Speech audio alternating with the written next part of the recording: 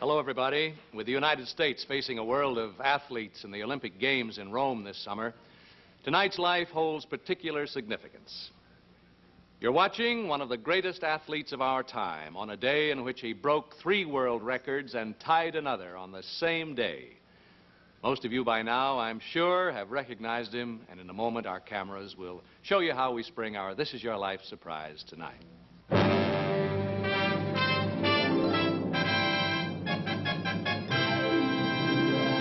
This is Your Life, an American television tradition. And now, here he is again, Mr. This Is Your Life himself, Ralph Edwards. Thank you. Hello again. Now, just about an hour ago, the man whom you just saw on film came here to NBC to make what he thought was a videotape to be used in promoting the forthcoming Olympic Games to be held in Rome. The tape was actually made, and now he and the others involved are waiting in another studio to have the tape played back so they can see what happened. Let's all of us join them now, because something very strange is going to happen to that tape. Watch. Yeah, we're ready. All right, roll tape. Now, gentlemen, if you'll just watch right here, you'll be able to see the whole tape.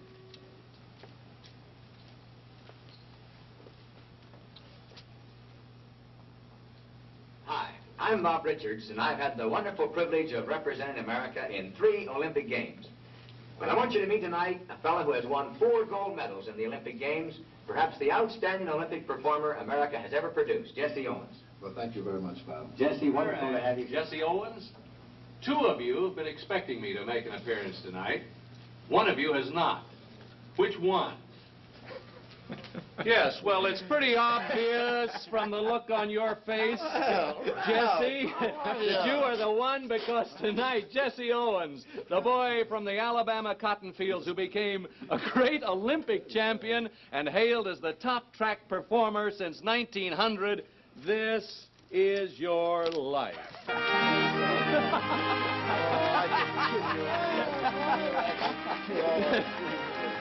Now, Jesse, you've been in on 2 of our surprises, Louis Zamperini and Ted Husing. But you weren't in on this one until right now. You're not kidding. Our thanks to you, Bob Richards, great Olympic champion, yourself, an ex-This Is Your Life subject, and we're mighty proud of you. I'm thrilled you're showing his life, Ralph. It's going to be great. Thanks to you, too, Bill Schroeder. Bill, of the Helms Foundation, for your help. All right, now come on, Jesse Owens. Let's walk right across the hall to our studio and relive with you some of the most exciting moments in sports history. And while we're on our way, here's Bob Warren. Well, here they are, ladies and gentlemen, your This Is Your Life host, Ralph Edwards, and tonight's principal subject, Jesse Owens. Bob Warren. And then come on over and sit down here in our chair of honor. Thanks, Bob. Oh. You've never been here before. You've been behind here twice, haven't you? I haven't. Well, now, as a matter of fact, Jesse, your real name is James Cleveland Owens. How did you happen to get the name Jesse? Well, Bob, Ralph, that goes back to a long years ago when I first entered grade school in Cleveland, Ohio. First time in my life I'd ever been to a mixed school, and when I came from Alabama, being rather shy, and the lady asked me my name, and I told her J.C. and real fast, and she says, Jesse. I said, no, ma'am. She says, I said, J.C. She says, well, your name is Jesse Owens, isn't it? I says, yes, ma'am. It's been Jesse Owens ever since. But James Cleveland is the name your late mother and father give to their 7th child. Yes. There were 4 more to come, and all 13 of the Owens family lived in Dansville, Alabama. That's right. What'd your father do in Dansville, Jesse? My father was a sharecropper, and we worked the cotton fields and the cornfields of Alabama. As a youngster, Jesse, Yes. you help your father plow the fields, pick the cotton crop, and whenever you're sent on an errand, you never walk, you run. You run to school, you jump over the ditches. Well, that was one of the things that... I left Dansville and moved to Cleveland. I wrote to my father that the opportunities were better there. The voice of your oldest sister, who's come here from Cleveland, Ohio tonight, Mrs. Lily Mae Gibson. Here's Lily Mae, Jesse.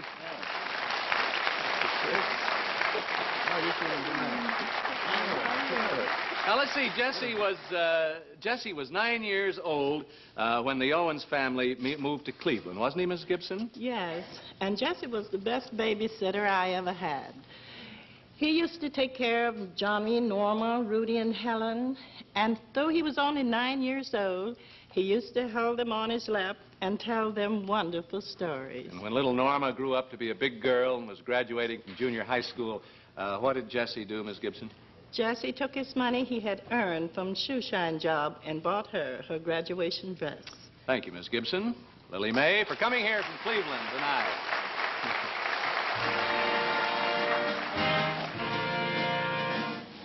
At a very early age, Jesse, you know what it means to work for an education. While you're attending the Bolton Grammar School in Cleveland, you work at Tony's Shoe Repair. And the thousands of pairs of shoes that you shined put you through 12 grades of school. That's right. And bought your niece's graduation dress. While you're at Fairmont Junior High School, you find time to try out for track. And who was your track coach at Fairmont, Jesse? A fellow by the name of Charles Riley. One day, Mr. Riley introduces you to the late Charlie Paddock, then known as the world's fastest human. That's right. He became my idol, too. Jesse, remember how I told Paddock if this lad would take track seriously, he would be in the Olympics someday. I was talking about you, Jesse. The voice of the man who was to be your real inspiration, Jesse Owens, from Sarasota, Florida, your first track coach, Charles Riley, and with him is his son, Charles. Oh, Coach, how are you? Good to see you. Charlie, how are you? How you feeling? Fine. It's good to see you. That's wonderful. Oh, God. Jesse, do you remember what Mr. Riley said to you after talking to Paddock? Well, he told me that I could be like this man, but there was one thing that I had to do. It meant work and a great deal of effort. And those are the things that I live by. And 8 years later, Jesse, you shatter Charlie Paddock's record in the Olympic and inherit the title, World's Fastest Human. But we're ahead of our story now because Mr. Riley, there were years of heavy training for Jesse before he was to become an Olympic champion, weren't there? Yes, I say so. I should say so, Ralph. And I was proud to be a part of some of those years. Well, now, Thank you, Coach. along with his high school coaches, you continue to work with Jesse when he went to East Technical High School in Cleveland, didn't you? Yes, and I saw him win the 1933 National Interscholastic Championships at the University of Chicago. Where you, Jesse, not only won the 100-yard dash in 9 4/10 seconds, equaling the adult world's record, but the 220-yard dash in 20 7/10 seconds, and the broad jump with an amazing leap of 24 feet 9 5/8 inches as well. No wonder Jesse considers you his inspiration, Mr. Riley. One thing more, Ralph, that I'm proud of, Jesse. When Jesse came back from the Olympics in 1936, he went to work, and one of the first things he did was to buy me a new car. Thank you again, Josh. Thank you, Charles Riley of Sarasota, Florida. Thank you, Charles, for accompanying your father out here. And all the time you're setting these records, Jesse, you're still shining shoes after school, on Saturdays and Sundays to help with the family finances. That's right. Jesse sure was a busy boy. You were boys together in Alabama. Went to junior high and senior high school and to Ohio State University together and were on the same Olympic team. Now teaching and track and field coach at Dunbar High School in Dayton, Ohio, Dave Albritton. Oh, no. Charlie, how you doing? How you know, boy? Good to see you. Now, Dave, you were with Jesse when an honor of another kind was given him, weren't you?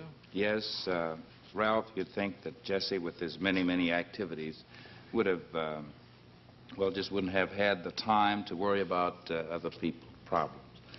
But knowing Jesse, he always thought of that. And, of course, out of the entire student body, he was chosen president of the student council. Jesse was a help to you, wasn't he, Dave? Oh, yes, very much so. While in school, you know, I was participating in many sports, football, basketball, track, and boxing. And it was Jess who encouraged me to concentrate on track and field. And, of course, being somewhat of a high jumper himself, very good one, he dropped out of that event so that I might be encouraged to continue. And, of course, all through his competitive days, he's helped other athletes to better themselves. Even some of them were his competitors. And Dave Albritton, you yourself set a world's record in the high jump while you were at Ohio State University and went on to place second in that event at the 1936 Olympic Games in Berlin. You two young boys from Dansville really made it. Thank you very much. Well, now, how you doing?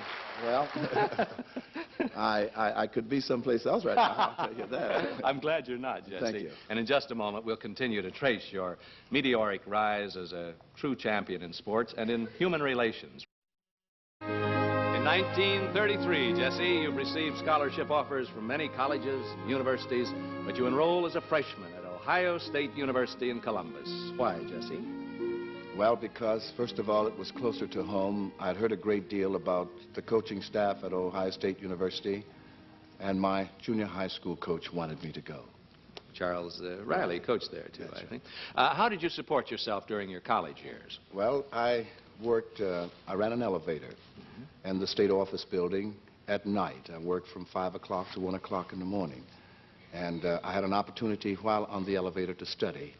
And to be very frank with you, I think I got better grades in my freshman year than any other time that I was in college. Weren't you a page boy in the Ohio State? And then, yes, after that, then we became a page boy in the House of Representatives. House of Representatives. And when spring of 1934 rolls around, you report for track practice. That's right. And that's when I first saw you, Jesse. Another person who has meant a great deal to you, Jesse, your former track coach at Ohio State and this year head coach of the 1960 United States Olympic men's track and field team from Columbus, Ohio, Larry Snyder.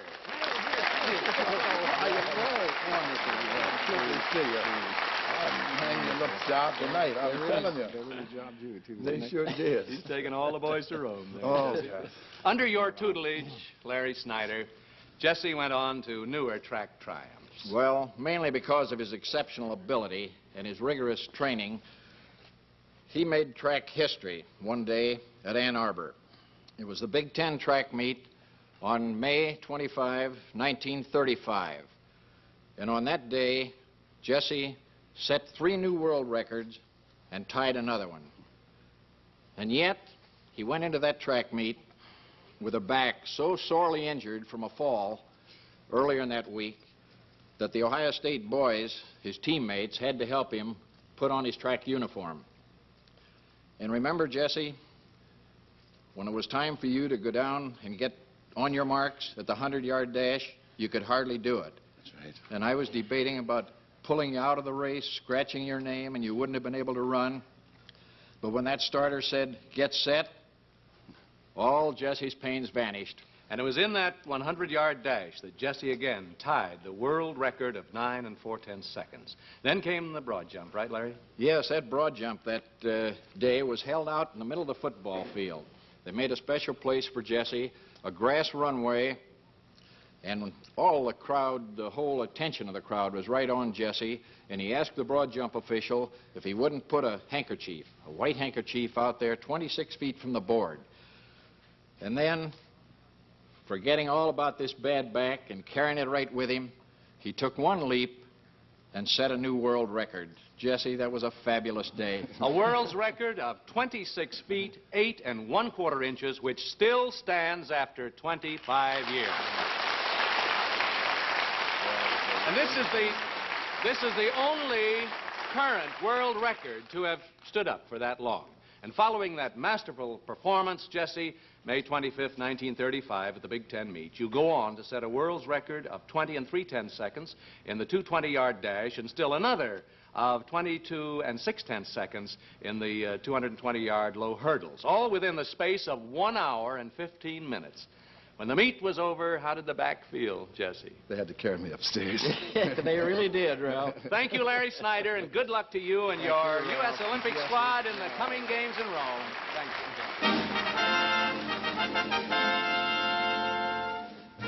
With your tremendous performance at Ann Arbor, you naturally go on to win a place on the United States team that is going to the Olympic Games in Berlin in 1936. The eyes of the world are on you, Jesse Owens, as you walk into the great sports arena that Adolf Hitler has had constructed in Berlin. The Nazi press was echoing Hitler's claims of Aryan supremacy.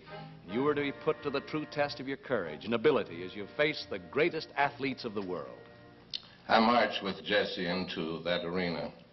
And so did I. Two former Olympic teammates of yours, Jesse, both at that time co-holders with you of the 100-yard dash world record. From Chicago, Illinois, Ralph Metcalf, and from Los Angeles, Frank Wyckoff. I've been with this guy for 2 days.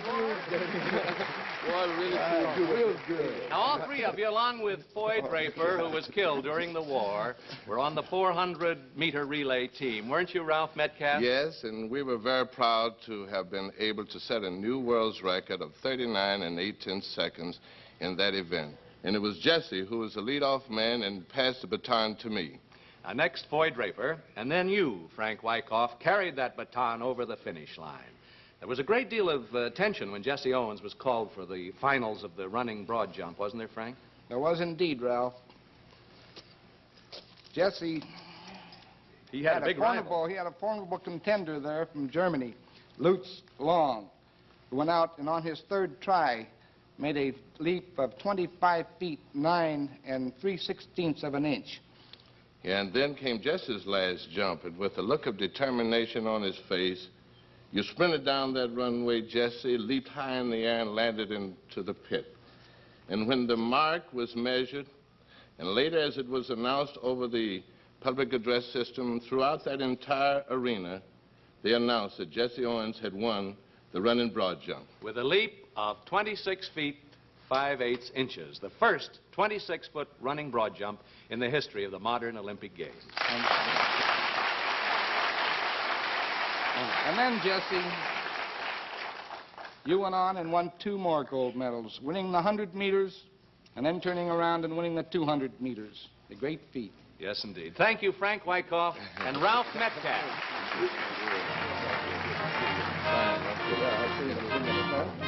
On your return to the United States, Jesse, you're given a hero's welcome, and the ticker tape that floats through the air in the canyons of New York City is said to equal that accorded Charles Lindbergh. In 1937, you returned to Ohio State. And shortly afterward, begin a series of appearances. With whom, Jesse? Well, I was with Bill Robinson. Yes. Bojangles Robinson, and I might say that Bill was a great guy. Yes, he was indeed. just a tremendous guy, and we went together throughout the country, and you know, I'll tell you, when he passed away, I lost a real friend. I want you to say, I want to know that, and he taught me many things in reference to the entertainment world. The fleet-footed athlete becomes a nimble dancer. You lead a swing orchestra, make a motion picture here in Hollywood, and with the money earned doing all these things, you buy your parents a new 15-room house in Cleveland. Then Jesse went into the dry cleaning business and lost everything. The voice of your childhood sweetheart, Jesse. You met her when you were in junior high school. You were married in 1931. Your wife, Ruth.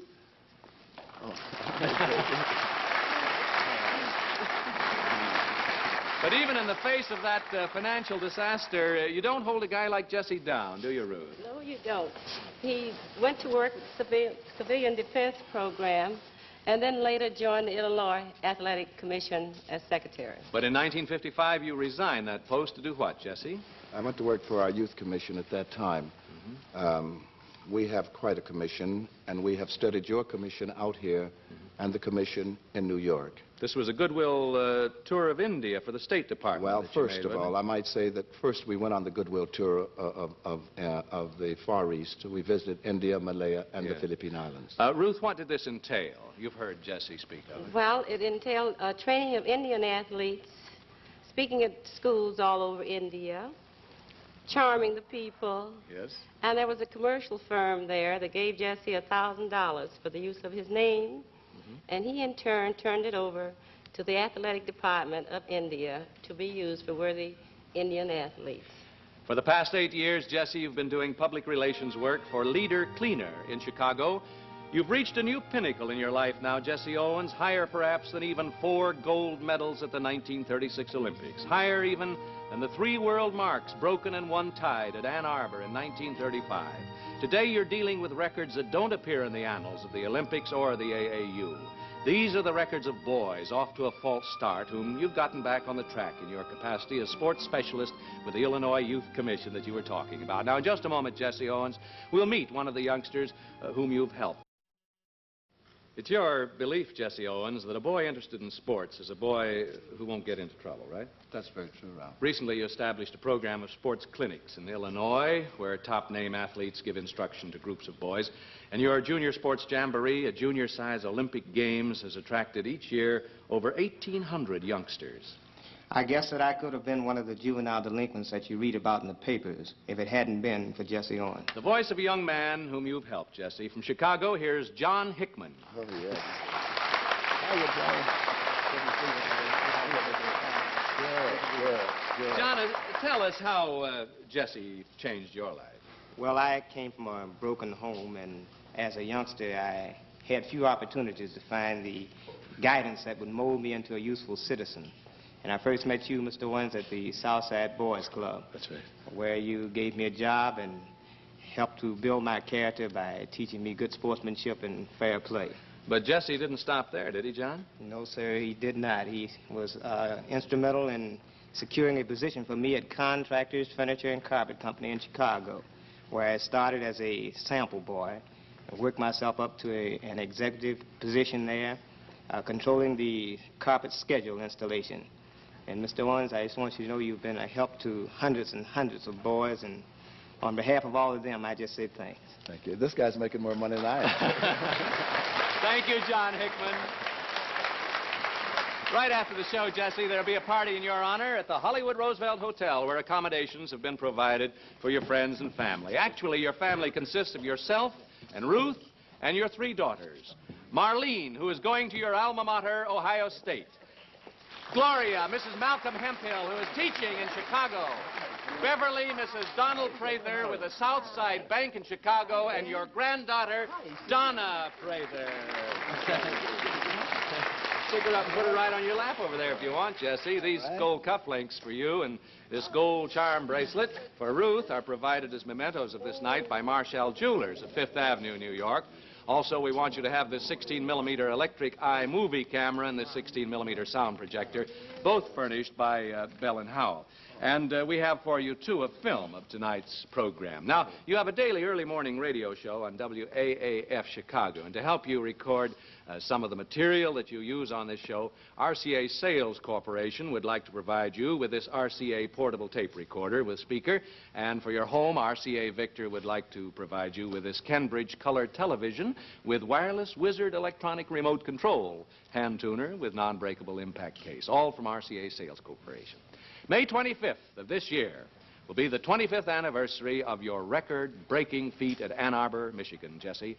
On that day, a banquet is being held in your honor in Chicago, and an announcement will be made of the Jesse Owens Foundation, an organization which will provide college scholarships to any worthy male or female track athlete. Now, to help get the Jesse Owens Foundation off to a good start, we'd like to present you with this check for $1,000. Now, Bob Richards, come on up here, pal. Now, what do you have to say about Jesse Owens here, Bob?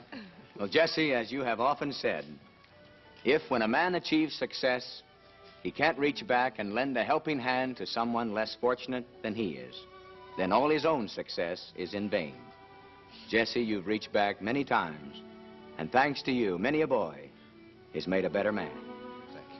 This is your life, Jesse Owens. Thank you, good night, and God bless you.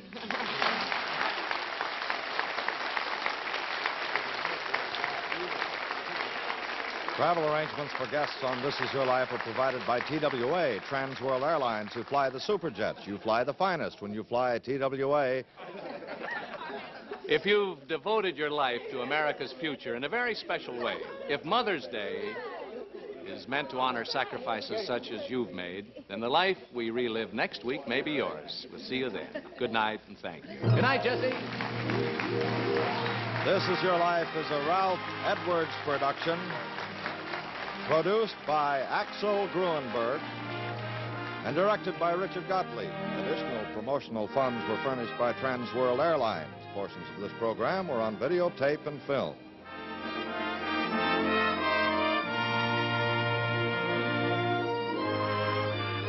Be sure to see Wells Fargo Monday evenings on most of these same stations.